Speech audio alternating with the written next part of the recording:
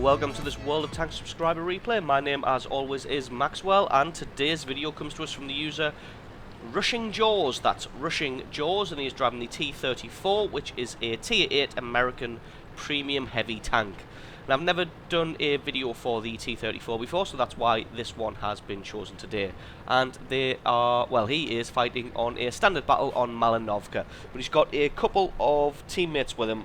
Looks like they are clan buddies, also in premium tanks, the KV5 and the Jagdtiger 8.8cm. So, fingers crossed, going to be doing some good work today. Now, I remember when I bought the Low, I was in two minds whether to go for the T34 or the Low, so I did some research on them, and I think pretty much they are very similar. The only differences really they have is the T34 has slightly lower hit points but better speed and manoeuvrability. The armour's pretty comparable, apart from the massive armoured turret of the T34. Is he going to get a shot on? Yes, he is. So the upside of the T34 is that its gun has much higher alpha damage, so your first shot, well, every shot is going to do a lot more damage than the Low is, but its reload time is slightly slower and its accuracy at range is nowhere near as good as the Low. So the Low at range is probably going to have a higher damage per minute than the T34, just thanks to its accuracy. But when you do land a shot, the T34 is going to do more damage than the Low does. So straight away I just want to say apologies if my voice sounds like crap, but I am still feeling under the weather, so unfortunately you're going to have to put up with me sounding like crap for the rest of this video.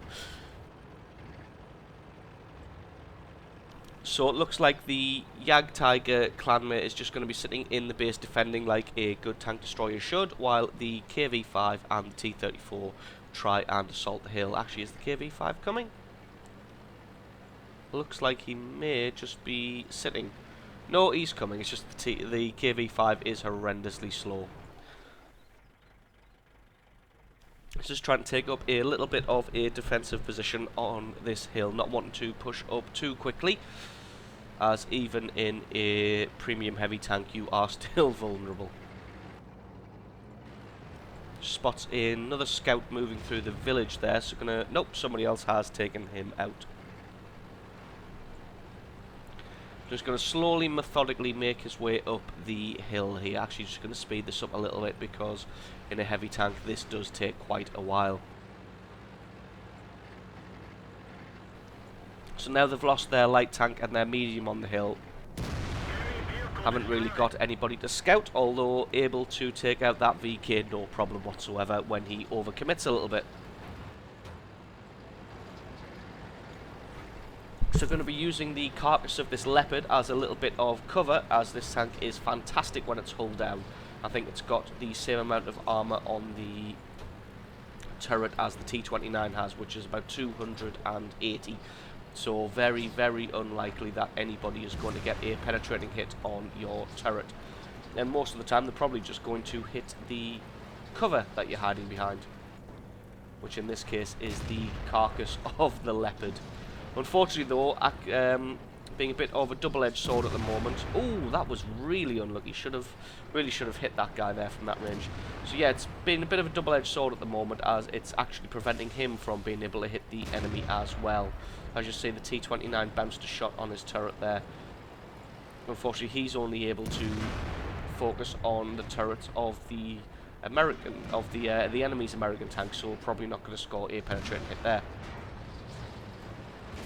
And then the KV5 turns up and decides to do what any good KV5 driver should do, which is charge at the enemy and make them shoot at you, so that your allies can take them out. Oh, very unlucky there not to get any damage on that T29. And unluckily for the KV5, there wasn't really enough backup for him to do that little suicide run, so nothing really came of that. If you'd had maybe one or two more tanks with them, then they could have really pushed up on the top of the hill off the back of that, and that would have been a good push. Unfortunately, ooh, unlucky to bounce on that KV there, not KV, that IS. So yeah, nobody really to capitalise on his push there, where he was taking the damage. So not really able to capitalise, although it looks like they are now down to a T29 and T34. So just going to go ahead and continue using this Leopard as cover. Fantastic shot on the T29. Now unfortunately doing something like this though does seriously hamper your manoeuvrability. T29 getting a good hit in on the T34 there. Just going to flank around this other T34, so it looks like this is a bit of a T34 fest. And just totally ignoring our man here and going for the kill on that wounded T34 instead. Very good tactics there, because while the other T34 only had about 20 hit points, he does still have a massive gun. So taking him out of the battle was the priority there. So now going to go ahead and use this 12-ton as cover. It looks like our man here really likes having cover in the front of his tank. And that'll all very unlucky there to get 1,000 hit points taken off by an artillery piece, it looked like.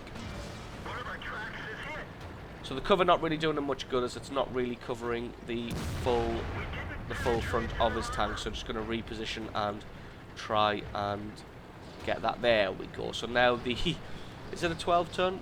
It is a 12-ton. So now that is covering the full front plate. So there's no choice but for the enemy to shoot at his turret, which is so heavily armoured it's very unlikely for them to get a penetrating hit. Now, I don't know what this AC is doing, but deciding to charge to his death. Probably wanting to try and take out that Tiger, who only had a couple of hit points left. Unfortunately, he did manage to pick up the Tiger, but it cost him his life as well. So not really a good trade in my opinion. An almost full health T8 tank destroyer for a Tier 7 Tiger with a couple of hit points.